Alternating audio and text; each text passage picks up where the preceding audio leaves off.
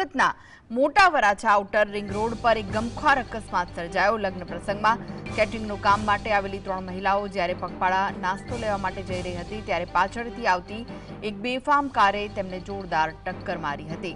અકસ્માતમાં 47 વર્ષીય ટીનુબેન રાઠોડનું ઘટના સ્થળે જ કરુણ મોત થઈ ગયું, જ્યારે તેમની 2 બહેનપણીઓ ઈજાગ્રસ્ત થઈ। ટક્કર એટલી ભયાનક હતી કે કાર પલટી મારી રસ્તાની નીચે ઉતરી ગઈ। ઉત્તરાયણ પોલીસે સ્કોર્પિયો ચાલક 19 વર્ષીય રોશન માલવિયાની અટકાયત કરી વધુ તપાસ હાથ ધરી છે।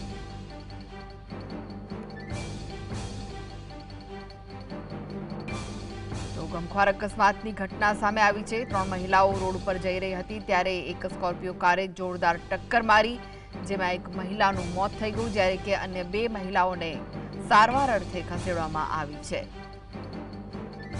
ટક્કર એટલી ભયાનક હતી કે કાર પલટી મારી ગઈ હતી, રસ્તાની નીચે ઉતરી ગઈ।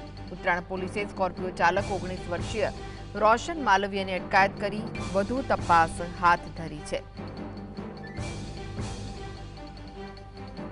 તો સુરતમાં અકસ્માતની ઘટના સામે આવી છે। વધુ વિગતો માટે જોડાઈ ગયા છે સંવાદદાતા સાહિસ।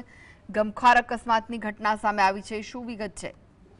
બિલકુલ જે રીતના આઉટર રિંગ રોડ પર સ્કોર્પિયો ચાલક બેફામ બન્યો હતો। નાસ્તા લેવા જતી 3 મહિલાઓને પાછળથી ટક્કર મારી ઉડાવી દેવામાં આવ્યા હતા। 3 મહિલાઓને અડફેટે લેતા એકનું કરુણ મોત નીપજ્યું છે, બંનેને ઈજા પહોંચી છે। મોટા વરાછા વિસ્તારમાં ભયાનક અકસ્માતની ઘટના જે છે તે સામે આવી હતી।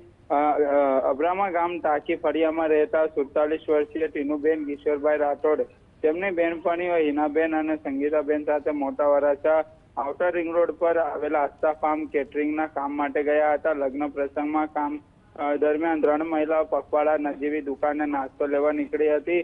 પાછળથી આવતી બેફામ સ્કોર્પિયો કાર ચાલકે જોરદાર ટક્કર મારતા એક મહિલાનું ઘટના સ્થળે મોત થયું હતું। સ્કોર્પિયો ચાલક 19 વર્ષીય રોશન માલવિયાની ઉત્તરાયણ પોલીસે ધરપકડ કરી છે। તપાસ શરૂ કરવામાં આવી છે। જી, આભાર માહિતી આપવા માટે।